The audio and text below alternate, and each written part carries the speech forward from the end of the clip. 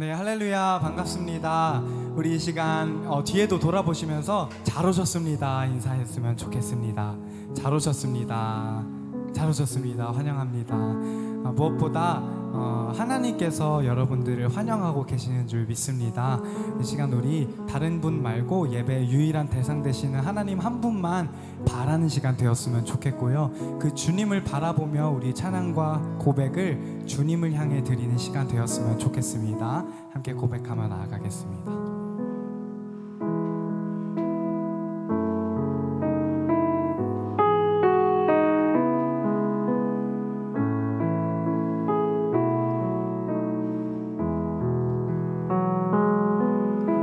주의 보좌로 나아갈 때에 어떻게 나가야 할까? 나를 구원한 주의 십자가 그것을 믿으며 가네. 주의 보좌 주의 보좌로 나아갈 때 어떻게 나가야 할까? 나를 구원한 주의 십자가 나를 구원한 주의 십자가 그것을 믿으며 가네. 자격 없는 내 힘아니 자격 없는 내 힘이 아니 오직 예수님의 보혈로 자격 없는 내 힘이 아니 오직 예수님의 보혈로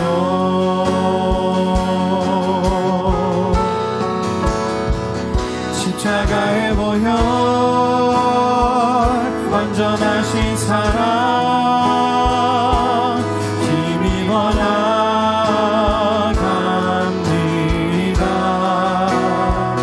십자가의 보혈 완전하신 사랑 힘입어 예배합니다. 주의 보좌로 나아갈 때에 보좌로 나아가 나 여전히 부족하나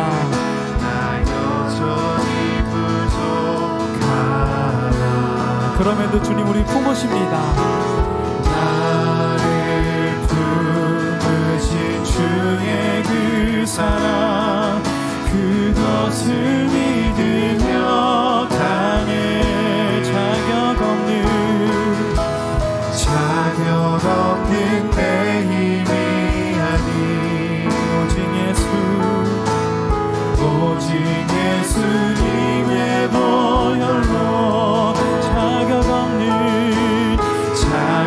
없는 내 힘이 아니 오직 예수님의 보혈로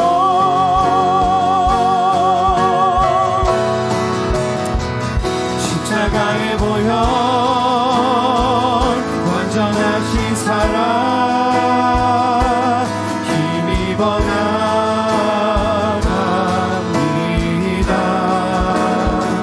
십자가의 보혈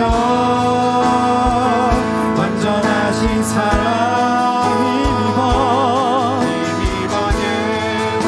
우리 마지막 한 번 더 고백합니다. 십자가의 보혈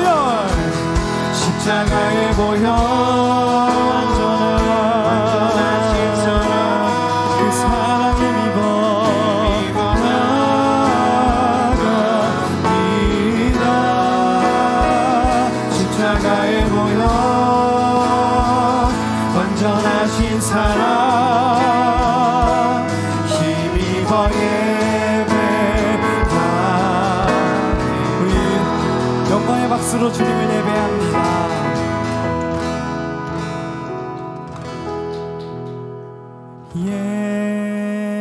예수 어린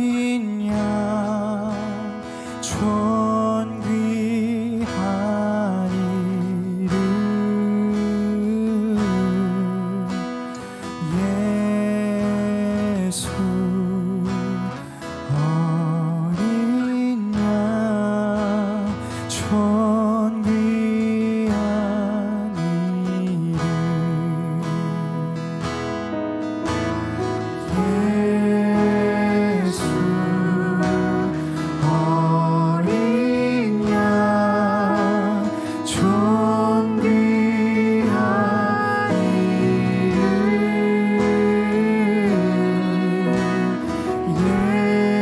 예수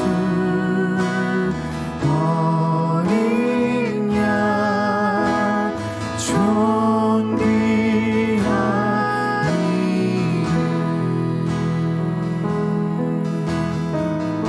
약할 때 강함 되시네 약할 때 강함 아멘 나의 보배가 되신 주 나의 모든 것 주 안에 있는 보물을 나는 포기할 수 없네 주 나의 모든 것 십자가 죄 사하셨네요 십자가 죄 사하셨네 주님의 이름 찬양해 주 나의 모든 것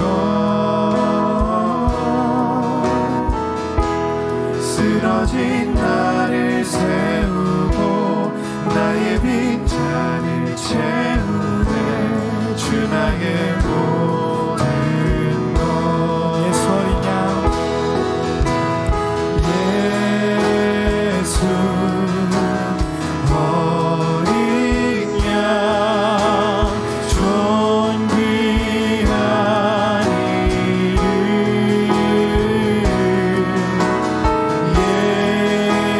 예수 어린 양 존귀한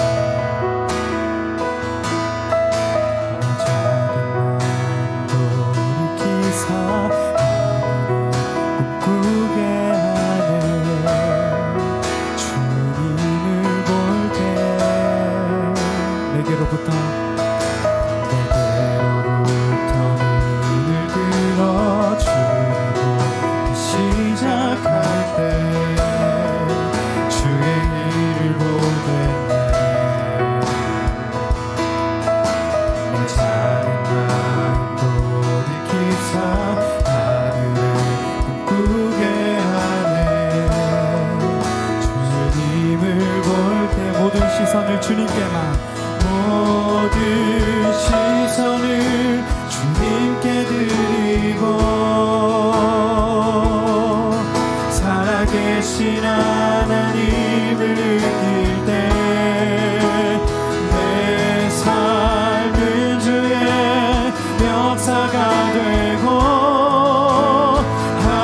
하나님이 일하기 시작하네.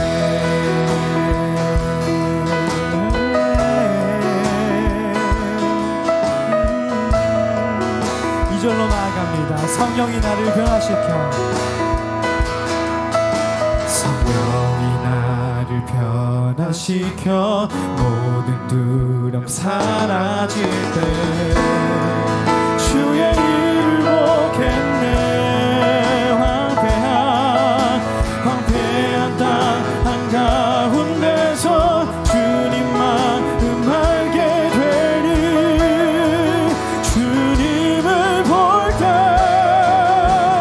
모든 시선을 주님께 드리고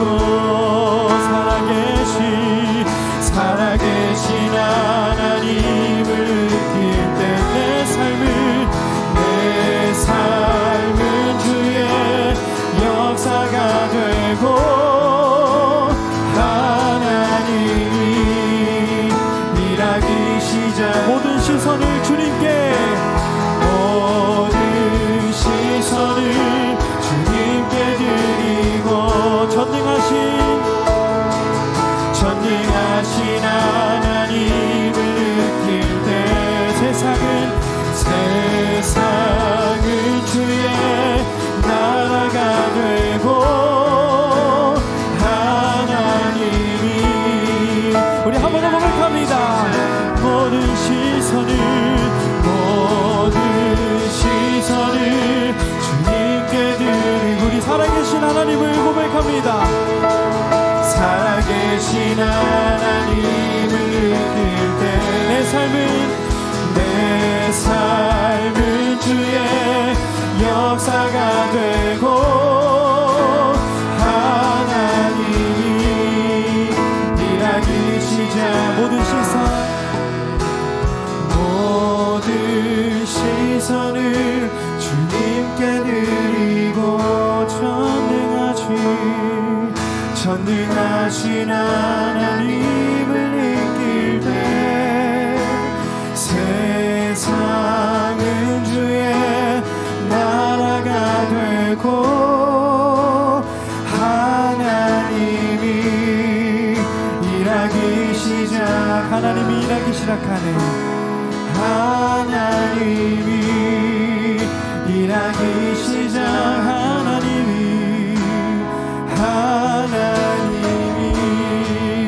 일하기 시작하네.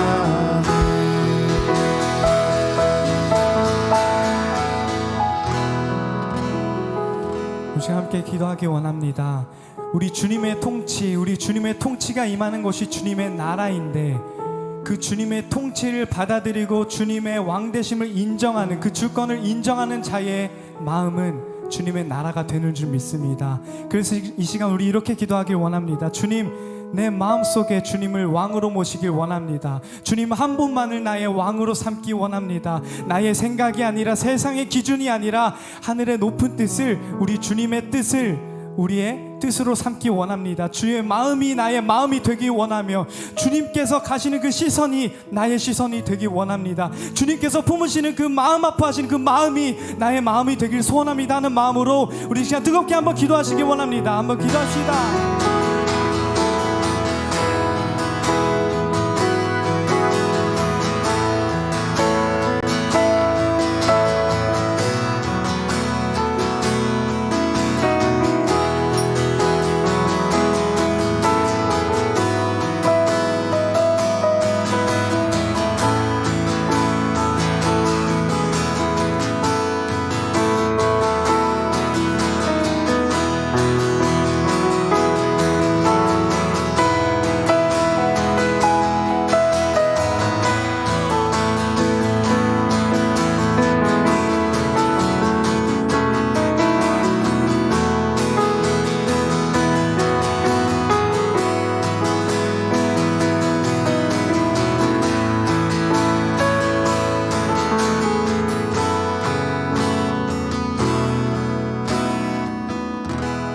주님 감사합니다. 주님의 나라를 이 시간 경험합니다. 주님 다시 오시기 전에 주님의 나라를 이 땅에서 우리 마음 가운데서 우리 공동체 가운데에서 미리 맛볼 수 있도록 허락하여 주심에 감사합니다. 찬양할 때 주의 나라가 임하고 말씀 듣고 주님의 말씀과 함께 동행할 때 주님의 나라를 경험하게 되는 줄 믿습니다. 이 시간 주님의 말씀을 대하려 하오니 우리의 부족함은 가리시고 주님과 온전히 동행하는 주님의 말씀을 온전히 대할 수 있는 그런 귀하고 복된 시간 될 수 있도록 허락하여 주시옵소서. 이 모든 말씀 예수님의 이름으로 기도드립니다. 아멘. 안녕하세요. 반갑습니다. 오늘은 7번째 계명 함께 보는 날입니다. 본문은 출애굽기 20장 14절인데요. 짧습니다. 성경은 이렇게 기록합니다. 간음하지 말라. 이렇게 기록하고 있는데요. 이 계명은 정말 많이 들어보셨을 겁니다. 잘 아실 겁니다. 그런데 이 간음하지 말라라고 하는 이 말 속에 우리는 먼저 간음이 뭔지라고 하는 정의를 이해해야 합니다. 그래야 이 문장이 해석이 되는 겁니다. 도대체 뭘 하지 말라는 거지? 뭘 하면 안 되는 거지? 라고 할 때 간음이라고 하는 이 단어의 의미를 알아야 합니다. 아이를 양육하다 보면 아직 어린 아이들은 이렇게 뭐 부끄러운 거나 또 아니면 뭐 좋지 않은 의미나 이런 걸 모르기 때문에 이렇게 물어보잖아요. 이제 주로 아주 어릴 때 엄마 아빠랑 같이 이제 목욕을 하거나 이러면 짓궂게 되게 이제 아빠로서 어른으로서 당황스러운 질문을 할 때가 있습니다. 만약에 그런 생각을 해서 아직 어린 자녀가 아빠, 엄마, 할머니 간음이 뭐야? 아니 10계명을 배웠는데 간음하지 말래. 근데 설명을 안 해주는 거죠. 우리가 보통 이런 얘기하고 나면 설명 안 하고 쑥 지나가잖아요. 간음하지 마. 그런데 못 알아듣는 겁니다. 왜냐하면 간음이 뭔지 모르니까. 그럼 우리는 풀어 해줘야 됩니다. 간음이 뭔지 대부분 압니다. 안다고 생각합니다. 그러면 사전적 정의를 한번 볼까요? 사전적 정의는 합법적인 혼인관계를 벗어나 가지는 성관계라고 되어 있습니다. 두산 네이버 검색에 두산 백과사전의 정의를 보면 합법적인 혼인관계를 벗어나 가지는 성관계라고 되어 있습니다. 이 정의에서처럼 혼인, 즉 요즘 말로는 결혼한 남녀가 이 혼인관계를 맺지 않은 다른 이성과 성관계를 맺는 것을 간음이라고 합니다. 그러니까 이걸 좀 우리가 쉽게 풀어보면 7계명은 결혼하지 않은 다른 사람과 성관계를 맺지 마라고 풀어야 합니다. 우리는 너무 익숙하게 아마 이 7계명에 이 간음하지 말라라고 하는 명령 말고 다른 의미는 없을 거다라고 쉽게 생각합니다. 그런데요, 조금 우리의 시야를 좀 넓혀볼 필요가 있습니다. 제가 설교하면서 계속 여러 번 다른 성경 버전으로도 성경을 보셔야 합니다 라고 하는 말씀을 많이 드립니다. 그래서 다른 성경 본문을 자주 참조해서 읽습니다. 다른 성경에는 조금 다르게 되어 있는 성경이 있습니다. 이 본문을 어떻게 다르게 풀지? 좀 이해할 수 없겠지만 다른 번역이 있습니다. 현대 영어 성경이라고 해서 CEV라고 하는 영어 성경은 Be faithful in marriage라고 합니다. 우리말로 번역하면 결혼에 신실하라, 결혼에 충실하라 라고 이 7계명이 되어 있습니다. 간음이라는 단어가 없습니다. 또 비슷하게 저는 이제 잘 모르니까 책을 통해서 알았습니다. 독일어 성경과 네덜란드 성경, 유럽 성경이고 우리보다 더 앞서서 기독교 복음이 전해진 지역이지 않습니까? 그곳에 이제 독일어와 네덜란드어 성경 출애굽기 20장 14절은 결혼을 깨트리지 말라라고 되어 있습니다. 라고 되어 있다고 합니다. 제가 독일어를 모르기 때문에 책을 찾아서 본 겁니다. 영어인 CV도 그렇고 또 독일어나 네덜란드 성경을 보면 간음하지 마, 결혼한 사람 외에 다른 사람하고 성관계를 맺지 마라고 번역한 게 아니라, 라고 이 문장을 쓴 게 아니라 결혼에 충실하십시오. 결혼 관계에 신실하십시오. 결혼을 잘 지키십시오. 라고 되어 있다는 겁니다. 그러니까 같은 의미일 수는 있겠지만 조금 다릅니다. 그렇죠? 포인트가, 말하고자 하는 요지가 조금은 다릅니다. 우리말 개정 개역 성경에서는 결혼 밖에서는 성관계를 맺지 말라고 해서 굉장히 직접적으로 되어 있는 반면에 넓게 보면 같은 의미이지만 성관계에 초점을 맞춘 우리가 익숙한 성경 번역과는 좀 다르게 결혼 관계의 소중함을 알고 그것을 지키라라고 하는, 그래서 부부가 언약을 통해서 결혼을 했으니까, 언약을 맺었으니까 그것을 중요하게 여겨야 한다라고 훨씬 더 광범위한, 훨씬 더 포괄적인 의미를 전하고도 있습니다. 저는 개인적으로는 후자가 더 좋겠다. 그러니까 결혼 밖에서는 성관계 하지 마세요 라고 하는 것보다 결혼의 언약을, 결혼의 관계를 신실하게 지키십시오. 충실하게 결혼을 지키셔야 합니다 라고 번역하는 게, 라는 의미로 우리가 받아들이는 게 조금 더 좋지 않겠나라고 개인적으로 생각해 보았습니다. 우리는 이 계명을 너무나 익숙하게, 너무나 쉽게 이거 성관계하는 문제구나, 이거 성에 대한 이야기구나 라고 생각합니다. 그러니까 7계명을 자녀들이나 교회 학교에서 설명하려고 하면 어렵습니다. 그런데요, 조금 우리가 제가 말씀드린 것처럼 관점을 조금 바꿔서 이것이 결혼의 관계를 잘 충실히 신실히 지키는 것이라고 한다면 우리는 이 7계명을 조금 더 쉽게, 또는 조금 더 보편적으로 설명할 수 있을 것 같습니다. 결혼이라는 것이 가진 의미가 뭔지, 그래서 결혼을 우리가 서약하고 약속해서 결혼을 하고, 그래서 그 부부가 되어서 맺어진 언약의 관계가 어떤 건지, 그래서 이것을 어떻게 서로 신실하게 지켜갈 수 있는지, 가야 하는지 라고 하는 부분을 우리가 이야기할 수 있다면 훨씬 더 많이, 또 다양하게 이 7계명을 접근할 수 있지 않을까 생각해 봅니다. 고대로부터 적지 않은 기독교 신앙인들이 성을 부정적인 것으로 여겼습니다. 그래서 아담과 하와가 죄를 짓고 난 다음에 바로 자신의 몸을 가리잖아요. 부끄러움을 알게 돼서. 근데 이것을 성은 부끄러운 거니까 알게 된 거야, 부끄러운 거니까 가리게 된 거야 라고 이야기하기도 하고요.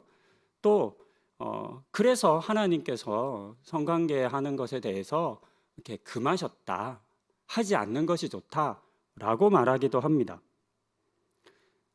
이런 사람들이 주장하는 근거주의 말씀 중에 하나가 고린도전서 7장 1절입니다. 이렇게 기록합니다. 너희가 쓴 문제에 대하여 말하면 남자가 여자를 가까이 아니함이 좋으나. 바울이 고린도 교회에 있는 성도들에게 쓴 편지의 내용을 보니까, 뒷부분을 보니까 남자가 여자를 가까이 아니함이 좋다라고 이야기합니다. 2절 이후에 보면 그러나 이제 그 욕망을 참을 수 없다면 그래도 결혼하는 게 더 나아, 이런 표현들이 있습니다. 이 문장을 보면서 바울 사도도 결혼하지 않고 성관계를 맺지 않는 것이 좋은 거다라고 말을 했다라고 이야기하는 겁니다. 하지만 이 말씀은 그렇게 해석하기에는 좀 조심스러운 여지가 있습니다. 왜냐하면 앞부분에 우리가 읽은 것처럼 수식어가 있기 때문입니다. 너희가 쓴 문제에 대하여 말하면 이라고 하는 수식어가 붙어 있습니다. 고린도전서는 고린도 교회에 보낸 첫 번째 편지도 아니고, 이 편지는 또 고린도 사람들이 전에 쓴 편지에 대한 내용에 대한 회신입니다. 그런데 아쉽게도 어떤 편지를 바울이 받았는지는 모릅니다. 그러니까 너희가 쓴 문제가 있었겠죠. 어떤 문제인지 모르죠. 지금은 우리가 이제 그 내용을 모르니까. 그래서 바울이 너희가 쓴 문제에 대해서 내가 조언하자면, 어떤 케이스인지 모르겠지만 그 상황에서라면, 그런 문제라면, 그런 일이라면 성관계를 하지 않는 것이 더 나아, 더 좋아 라고 하는 권면이기 때문에 이것을 보편적으로 하나님께서 남녀의 성적인 관계를 부정하는 것이다, 그러니까 금욕하는 것이 맞다 라고 하신 말씀은 아니라는 거죠. 우리는 하나님께서 성을 만드셨고 또 부부의 성을 적극적으로 권하셨다라고 하는 사실을 인정해야 합니다. 성은 부끄러운 게 아닙니다. 아름다운 겁니다. 창세기 1장 28절은 우리가 잘 알듯 하나님께서 아담과 하와에게 첫 명령, 계명을 주신 겁니다. 이렇게 말씀하셨습니다. 하나님이 그들에게 복을 주시며 하나님이 그들에게 이르시되 생육하고 번성하여 땅에 충만하라. 하나님께서 복 주시면서 하신 명령이 생육하고 번성하는 것이었고 이를 통해서 땅에 충만하게 되는 것입니다. 이 명령은 남녀의 성관계를 전제한 명령입니다.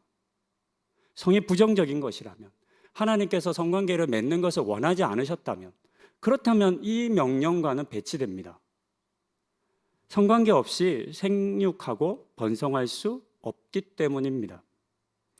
더하여 성경 어디에도 하나님께서 남녀의 성관계를 부정적으로 여기셨거나 금욕을 해야 한다고 말씀하신 곳은 없습니다. 오히려 잠언이나 아가서를 보면 부부간의 성관계가 너무나 직설적으로, 너무나 사실적으로 표현되어 있습니다. 아마 여러분들 아가서 설교하는 목사님 거의 안 보셨을 겁니다. 거의 못 만나셨을 겁니다. 아가서 해설서들이 있습니다. 근데 꼭 어떤 한 부분을 차용해서 몇 년에 한 번 설교할 수는 있겠지만 그냥 아가서를 강행하기는 힘듭니다. 너무 성적인 표현이 많이 나와서 그렇습니다. 부부간의 성을 아름답게 묘사한 부분이 너무 많기 때문에 그렇습니다. 그래서 아가서 참 설교하기 힘든 성경입니다. 하나님께서는 매우 아름답게 성을 창조하셨고 그것을 누리라고 주셨습니다. 그래서 하나님께서 주신 부부간의 성은 하나님이 주신 복이라는 거죠. 타락하기 이전의 창조 세계를 우리가 압니다. 성경에 기록된 것처럼 하나님께서 보시기에 좋았던 세상이었습니다. 하나님께서는 매일의 창조를 행하신 후에 좋았다라고 하는 말씀을 하셨습니다. 아직 죄가 세상에 들어오기 전입니다. 아담과 하와가 범죄하기 전이잖아요. 하나님께서 계속 좋으셨어요. 6일째 마친 다음에는 좋았다 좋았다라고 반복하실 정도로 좋아하셨습니다. 그런데 성경은 하나님 보시기에 좋지 않은 것이 타락하기 이전에 하나님 창조하신 세계에 그것이 에덴이라고 할 수도 있고 아니면 하나님 창조하신 세계의 모든 것이라고 할 수 있겠죠. 그곳에 있었다고 이야기합니다. 아직 죄가 들어오지 않았는데 하나님 보시기에 좋지 않았던 것. 창세기 2장 18절입니다. 여호와 하나님이 이르시되 사람이 혼자 사는 것이 좋지 아니하니 내가 그를 위하여 돕는 배필을 지으리라 하시니라. 좋지 않은 거 나오네요. 그렇죠? 하나님 보실 때 사람이 혼자 사는 것은 좋지 않다라고 말씀하셨습니다. 그래서 하나님께서는 돕는 배필을 지으셨습니다. 그리고 그들을 서로 이끌어 부부가 되게 하셨습니다. 물론 요즘 이 본문을 이렇게 설교해서 우리 목사님은 싱글들, 미혼들, 결혼하지 않은 사람들에 대해서 부정적인가 보다. 이거를 그대로 이제 해석을 해서 좋지 않다고 하셨으니까 그렇게 말씀하시는 거다. 이렇게 이제 생각하지는 않으셨으면 좋겠습니다. 그런 의미는 아닙니다. 저는 충분히 자발적인 부분들에 대해서 존중하고 그것이 개인의 굉장히 좋은 선택이라고도 생각합니다. 우리가 알다시피 바울도 그렇게 선택을 했고 그것 자체가 어떤 비난을 받아야 할거나 또는 문제가 있는 것은 아니라고 생각합니다. 결혼하는 것을 원하는 사람들이 결혼할 수 있는 거고 그러나 그것이 그렇지 않은 사람들이 그것을 선택할 권리는 저는 있다고 생각합니다. 결혼식 주례에서 우리가 많이 듣는 것처럼 기독교는 결혼이라고 하는 이 제도를 하나님께서 만드셨다라고 고백합니다. 하나님께서 아담에게 하와를 보내주셔서 두 사람을 만나게 하셨고 남이었던 그 두 사람이 부부가 되었습니다. 그런데 우리가 이 부부 관계를 좀 잘 생각해 볼 필요가 있습니다. 이 부부 관계, 남자와 여자가 하나가 되는 이 결혼의 관계를 잘 생각해 보면 서로를 이끌어주고 또 붙잡는 아주 강력한 힘이나 또는 불변하게, 이 부부의 관계를 불변하게 만드는 어떤 위력이나 어떤 조건이 없다는 것입니다. 좀 쉽게 말씀드리면 부모와 자녀는 뗄래야 뗄 수 없는 관계입니다. 아무리 부모가 얘 내 자식 아니야, 나 얘 때문에 힘들어 이러면서 너 내 자식 아니야 해도 아닐 수는 없습니다. 그렇죠? 자녀입니다. 마찬가지로 자녀가 너무 부모님 때문에 힘들 수 있어요. 실제 그런 분들도 있고, 그래서 우리 부모님 아니에요, 안 할래요 라고 해요. 그래서 헤어질 수도 있고 어떤 관계가 유지되지 않을 수는 있지만, 그렇다 하더라도 부모와 자녀라고 하는 관계는 변하지 않습니다. 이거는 영속적입니다. 내가 어떻게 관계를 바꿀 수 없는 거죠. 그런데요, 결혼은 다릅니다. 결혼은 우리는 사랑해서 결혼해서 그 사랑이라는 것이 우리를 이어줍니다. 아주 강렬한 힘이 있기 때문에 서로 남이었던 수십 년 따로 살았던 사람도 하나로 묶어줍니다. 하지만 그러나 이 사랑이 변하고 또 이 식고, 그래서 헤어지는 사람들도 많습니다. 부부 사이에는 어떤 혈연적인 관계나 파기할 수 없는 조건이라는 게, 힘이라는 게 없습니다. 오직 서로를 향한 약속만 있습니다. 결혼식에서 중요한 순간은 서약의 시간입니다. 서로가 서로를 신실하게 사랑하겠다고, 절대로 이 신실함을 깨뜨리지 않겠다라고 약속합니다. 이 서약이 결혼 관계를 묶어주는 유일한 끈입니다. 서로를 향한 약속, 평생 당신만을 사랑하겠습니다 라고 하는 이 약속이 결혼 관계를 묶어주는, 이어주는, 유지하게 하는 유일한 끈이라는 겁니다. 그런데 이 끈이 너무 약합니다.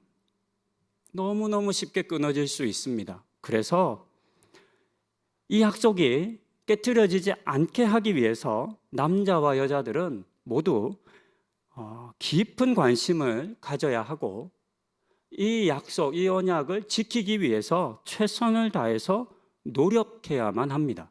그래야 결혼이 유지됩니다. 하나님께서는 자주 이스라엘 백성들과 자신의 관계를 결혼 관계로 비유했습니다. 왜냐하면 이 또한 이 관계가 언약을 통해서 맺어진 관계이기 때문입니다. 우리는 출애굽기 20장 이후로 보면 하나님께서 계속해서 이스라엘 백성들과 언약을 맺는 장면을 봅니다. 물론 이제 창세기 15장이나 12장에 있는 아브라함 이야기에서부터 언약을 맺는 장면이 나옵니다. 끊임없이 하나님께서는 언약을 맺습니다. 이스라엘 백성들과 약속을 하는 겁니다. 언약이라는 표현을 쓰지만, 나 너 사랑할게, 지켜줄게. 너 나를 사랑하면 내가 모든 민족 중에 너를 가장 뛰어난 민족이 되게 해줄 거야. 하지만 너가 내 언약을 깨트리면 나는 너를 지켜주지 않아. 너와 함께 있을 수 없어 라고 하는 약속을 맺는 겁니다. 언약의 당사자인 하나님과 이스라엘 백성들은 서로가 신실함을 지키기 위해 노력해야만 합니다. 이스라엘 백성들이 하나님을 떠나 다른 이방 신을 섬깁니다. 자주 섬기잖아요. 그런 일들이 비일비재했습니다. 그때 성경을 보면 이스라엘 백성들이 간음했다라고 표현하잖아요. 어떻게 공동체 나라가 간음할 수 있겠습니까? 그러나 이것이 결혼 관계에 비유되었기 때문에 하나님 아닌 약속의 관계에, 하나님과의 관계가 아닌 약속 밖의 관계에 나가서 그것을 섬기고 그것과 함께 즐거움을 누렸기 때문에 그것을 이제 간음이라고 표현하는 겁니다. 결혼이라고 하는 것, 그리고 그 안에 있는 관계에 대한 이야기를 드렸는데요. 서로의 약속으로 맺어진 관계가 결혼이라고 하는 것이 앞부분의 핵심입니다. 근데 이제 이 결혼이라고 하는 것이 사회적 확장을 한다라고 하는 부분을 좀 우리는 살펴보아야 합니다.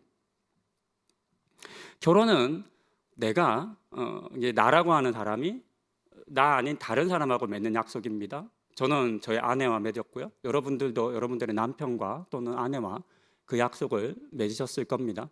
그래서 1차적으로는 여러분들은 여러분들의 결혼 서약을 지키는데 최선을 다하셔야 합니다.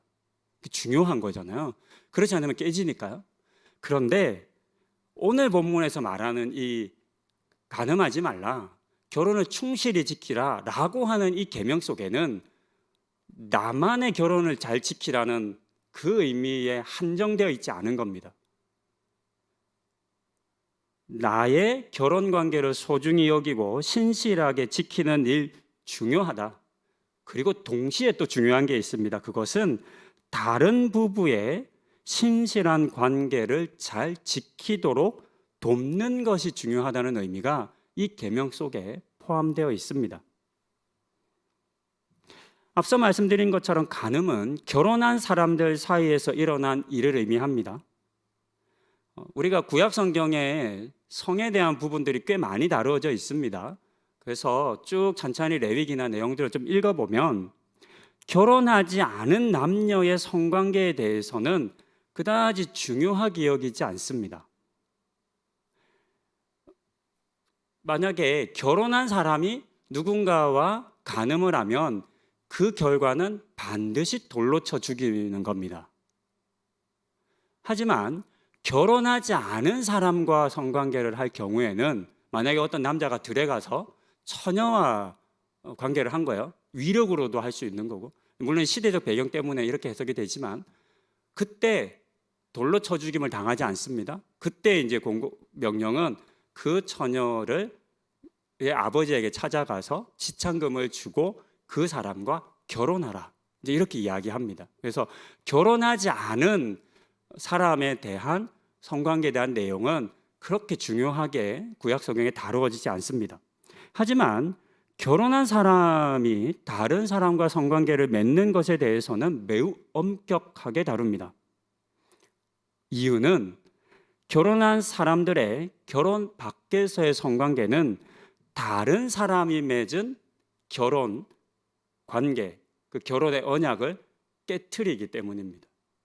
나만 깨지는 게 아니라 다른 관계도 동시에 깨지는 거죠. 모든 결혼은 하나님께서 맺어주신 것이라고 우리는 고백합니다. 이처럼 하나님께서 맺어주신 부부의 관계를 깨트리는 가장 대표적인 행위, 가장 파괴적인 행위가 결혼 밖에서의 성관계입니다.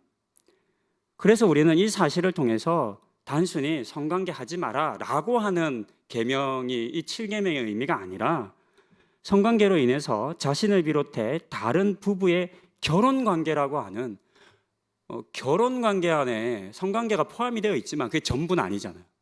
우리는 결혼관계라고 하는 엄청나게 풍성한 것들을 누립니다. 부부가 되어서 부부가 아니라면 누릴 수 없는 많은 것들을, 성관계를 포함해서 많은 것들을 누려요. 그 중에 일부가 이제 성관계인데, 근데 이 성관계 때문에 부부가 누리는 그 모든 관계가 깨어지는 거죠. 그렇기 때문에 나의 부부관계에 깨트려지지 않도록 또 조심해야 하고, 또 다른 사람의 부부관계도 깨트리지 말라라고 하는 것이 이 7계명에 담긴 의미입니다.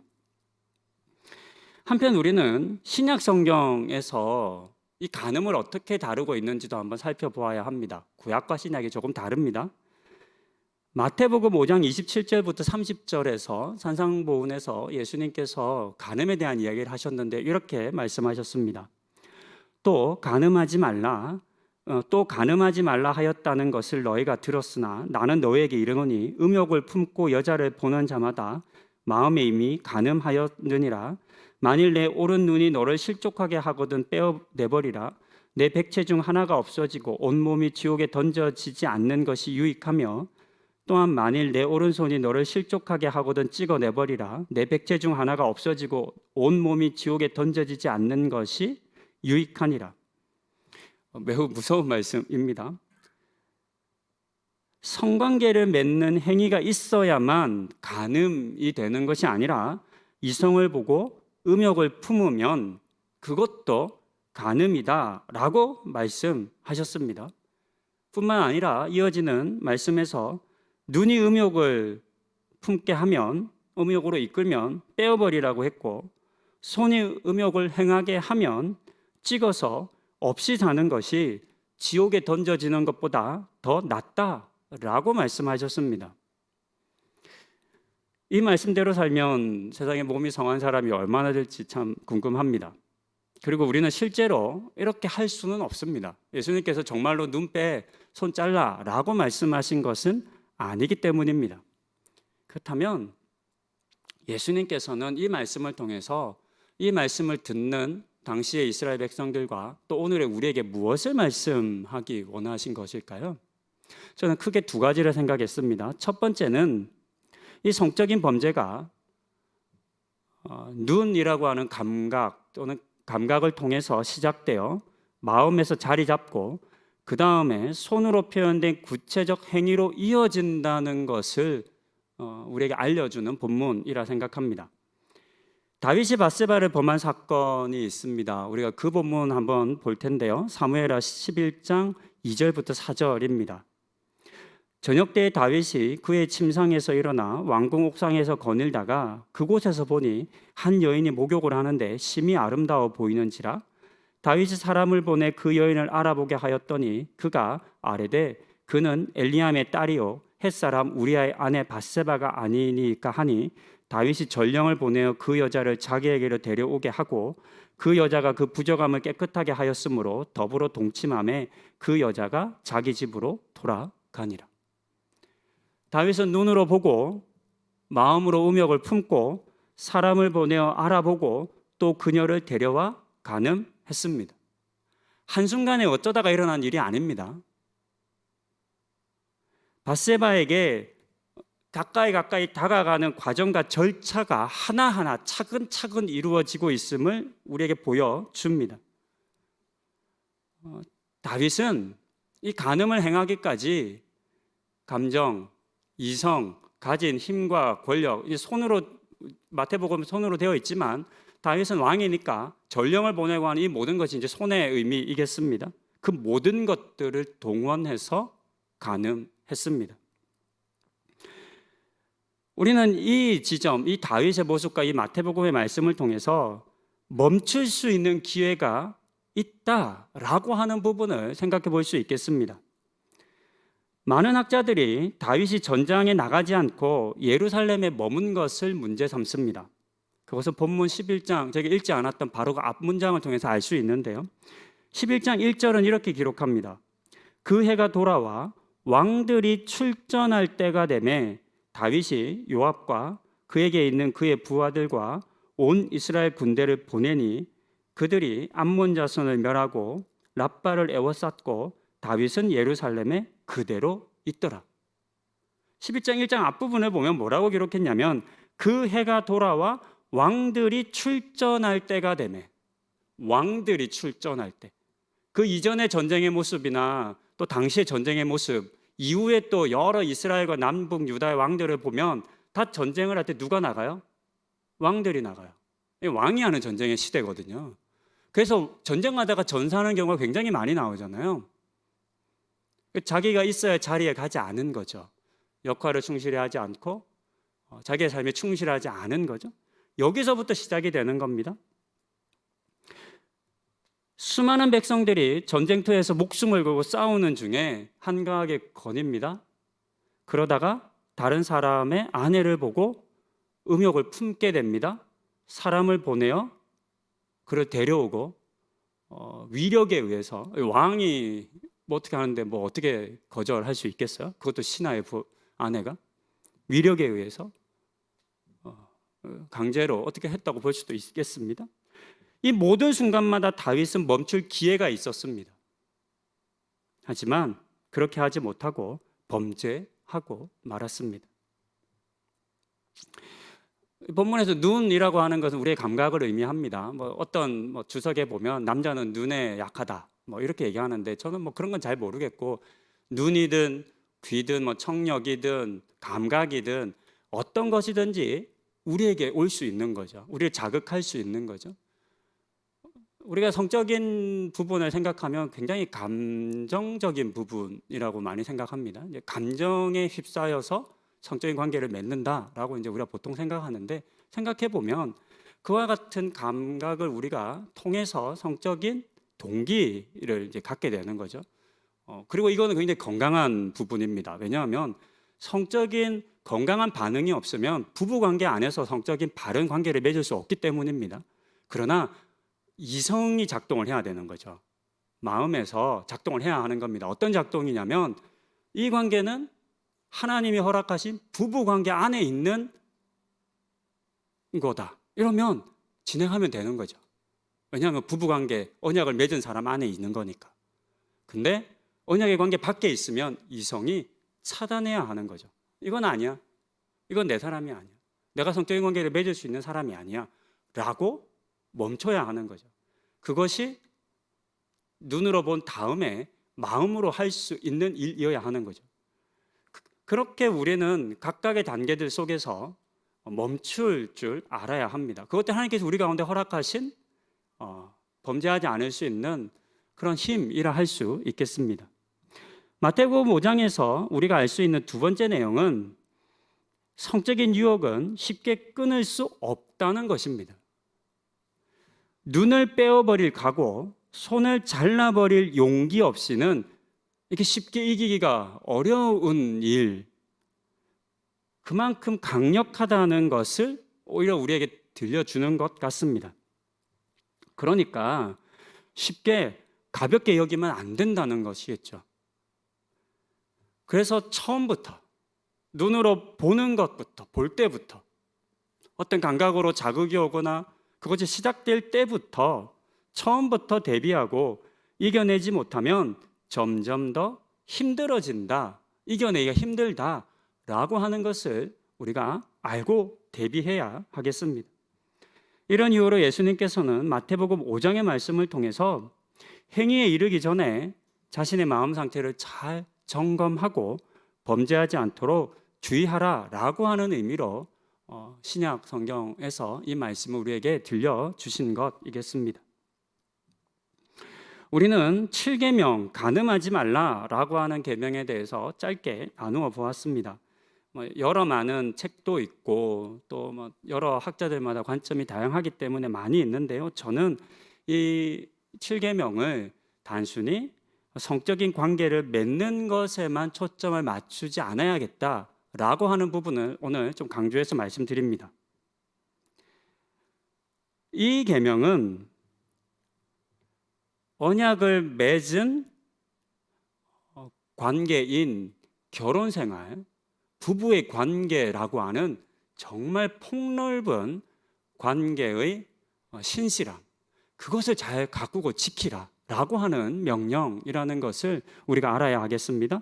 그리고 이 결혼을 중요하게 여기고 잘 지키는 것이 나만, 내 결혼만 잘 지키면 되는 게 아니라 나 아닌 다른 부부의 결혼 관계도 잘 지켜주어야 한다는 거죠. 그래야 다른 사람도 나의 관계를 지켜주겠죠. 상호가 자신의 결혼을 소중하게 여길 뿐 아니라 다른 사람의 결혼을 소중하게 여겨줄 때, 그것이 우리가 안전하게 가는 삶의 모습이잖아요. 내가 당신을 해치지 않습니다 라고 하는 메시지를 줌과 동시에 그 사람도 나에게 나도 당신을 해치지 않습니다 라고 하는 메시지를 줄 때 그 사이에는 평화를 누리게 됩니다. 나의 가정을 잘 지키는 것이 중요한 만큼 다른 사람의 가정도 잘 지켜주는 것이 중요하다라고 하는 것이 이 간음하지 말라라고 하는 계명에 담긴 또 다른 의미이겠습니다. 이 계명을 단순히 어떤 성적인 행위를 하는 거냐 하지 않는 것이냐라고 하는 아주 제한된 폭이 좁은 의미로 그렇게만 해석하지 마시고, 더불어 함께 살아가는 사람들의 공동체인 사회를 함께 지켜가라 라고 하는 명령으로 확대되어질 수 있다라고 하는 것을 우리가 알았으면 좋겠습니다. 그래서 우리는 나의 결혼 관계를 신실하게 지켜갈 뿐만 아니라 다른 사람의 결혼 관계도 잘 지켜갈 수 있도록 도와주어야 하겠습니다. 이를 통해서 우리 각 가정과 사회는 평안을 누릴 수 있을 것입니다. 이제 함께 기도하기 원합니다. 우리 찬양팀들도 함께 준비해 주시기 바랍니다. 부부이신 분들 많이 오셨습니다. 또 뭐 함께 오진 않으셨지만 이제 결혼을 하셔서 부부이신 분들이 계실 텐데요. 이 시간 기도할 때 여러분들이 맺은 결혼 언약을 한번 생각해 보시면 참 좋겠습니다. 잘 지켜가고 있으신 거죠?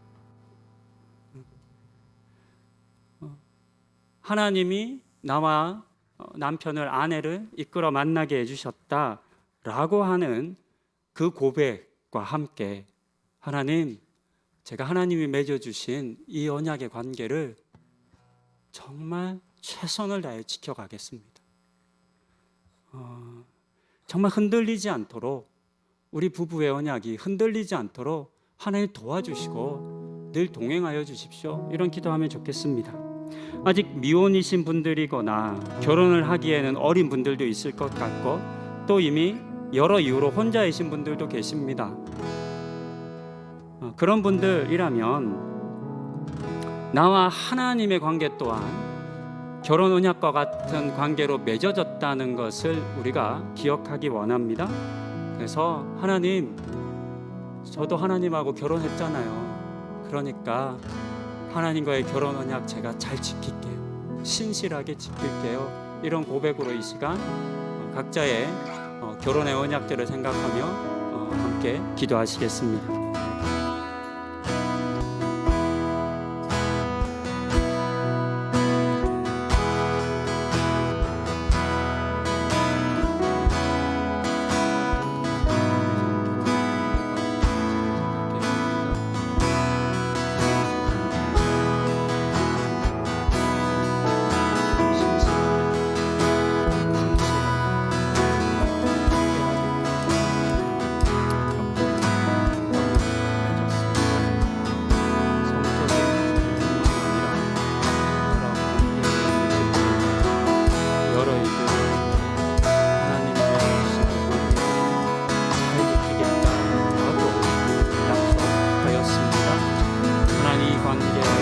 소중히 여기게 하여 주시고 이 관계를 잘 지켜가는 은혜를 허락하여 주시옵소서.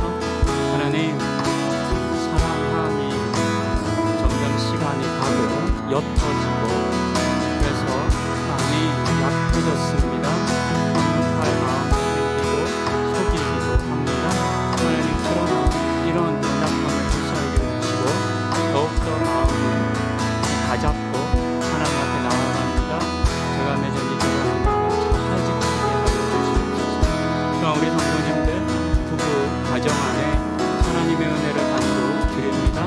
하나님, 부부가 서로를 사랑하고 신뢰하고 그 언약을 지켜감에 있어서 앞으로 남은 모든 시간 동안 아름다운 관계 맺어갈 수 있도록 은혜 허락하여 주시옵소서. 하나님이 주신 그 사랑의 관계를 놓치지 않도록 잃지 않도록 우리 성도님들 가정들과 정말 가운데 하나님과 같은 은혜를 더하여 주시옵소서.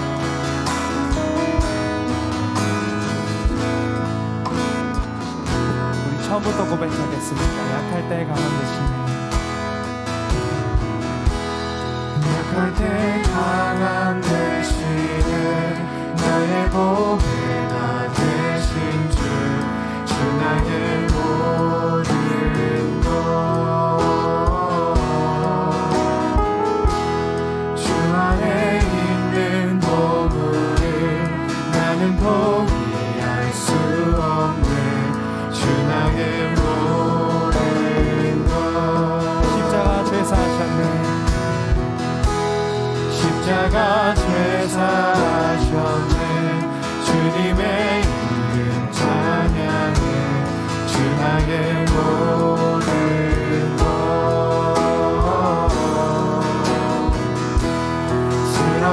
나를 세우고 나의 빈잔을 채우네.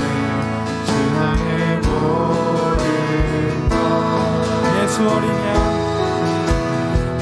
예수 어린 양 존귀한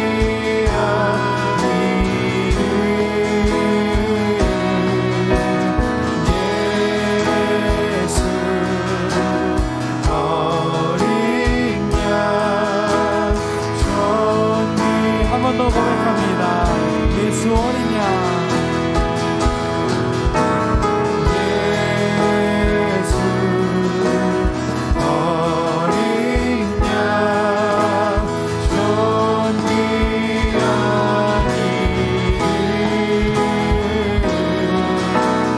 이름 예수 어린 양 존귀한 이름 우리는 성적인 유혹이 매우 많은 시대를 살아가고 있습니다. 물론 과거에도 이런저런 경로를 통해서 건전하지 못한 성적인 것들이 많이 유통되었지만 요즘은 발달된 인터넷을 통해서 손쉽게 음란한 것들을 접할 수 있다고 합니다. 성적인 유혹에는 남녀노소의 차이가 없다고 말합니다. 어린 자녀들뿐만 아니라 성인들도 쉽게 생각해서는 안 되겠습니다. 성적인 유혹으로부터 이길 수 있기를, 범죄하지 않기를 위해 우리 함께 기도해야 하겠습니다. 또 사람들마다 조금 다른 부분도 있는 것 같습니다. 이런 성적인 부분들에 큰 어려움을 느끼지 않는 분들도 있고, 반면에 굉장히 이런 유혹에 취약한 분들도 있습니다. 각자의 연약함이 어디 있는지 잘 살펴보고, 혹 많이 연약한 분들이라면 더욱 하나님의 은혜를 간구하십시다. 혹 큰 어려움이 없는 분들이시라면 다른 사람을 위해서 중보해 주십시다. 청소년들, 성적인 문제로 깨어진 가정들, 부부간의 성적인 관계가 사라진 가정들 등등 우리의 기도가 필요한 이들이 정말 많습니다. 하나님께서 허락하신 성에 대한 바른 이해를 가지고 아름답게 누리는 은혜 주시기를 위해서 이 시간 함께 기도하시겠습니다. 하나님이 우리 가운데 성이라고 하는 아름다운 선물을 주셨습니다. 하지만 우리가 이 아름다운 성을 아름답지 못하게 만들어버렸고, 그래서 이 성은 너무나 부정적인 것, 은밀한 것, 감추인 것으로 하나 우리 가운데 드러나지 않고 그렇게 왜곡되어졌고, 또 사람들을 사로잡고 있습니다. 하나님, 바르지 않은 관계 속에서 이 음란함이, 이 성이 우리를 공격하고 또 수많은 사람들을 사로잡고 있습니다. 성적인 유혹에 취약한 사람들이 있습니다. 특히 연약한 사람들이 있습니다. 아주 작은 유혹에도 쉽게 넘어가는, 굴복하는 사람들이 있습니다. 하나님, 이런 사람들을 하나님 불쌍하여 여겨 주시옵소서. 이 문제를 쉽게 해결할 수 없기 때문에 많이 고통하고 힘듭니다. 격려하여 주시고 하나님께서 힘도하여 주시옵소서. 하나님, 또한 우리가 이 성적인 문제로 고통받고 있는 이들을 위해 중보하며 기도해야 하겠습니다. 많은 청소년들 가운데 함께하여 주시고 음란물의 유혹으로부터 지켜 주시옵소서. 결혼의 관계 속에서 성적인 관계가 깨어져 있는 사람들이 있습니다. 하나님, 이들도 불쌍히 여겨 주시옵소서. 가압적이거나 폭력적인 관계뿐만 아니라 하나님, 성적인 관계를 맺지 못하는 부부들 가운데도 함께하여 주셔서 다시금 깊은 관계를 회복하는 은혜도 허락하여 주시옵소서. 하나님, 우리 안에 많은 유혹이 있습니다. 이 유혹이 우리를 사로잡지 못하도록, 이 유혹이 우리의 마음을 흔들지 못하도록 하나님 도와주시옵소서. 예수 어린 양 예수 어린 양 존귀한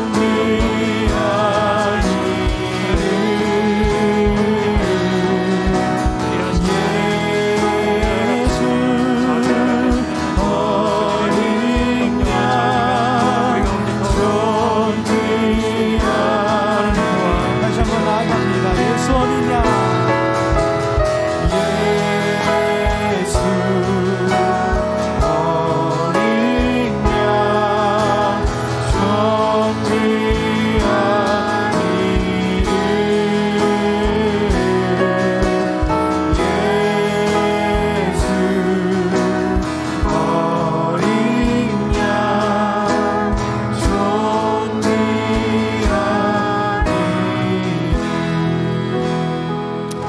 우리 사회의 여러 가정들을 위해 함께 기도하기 원합니다.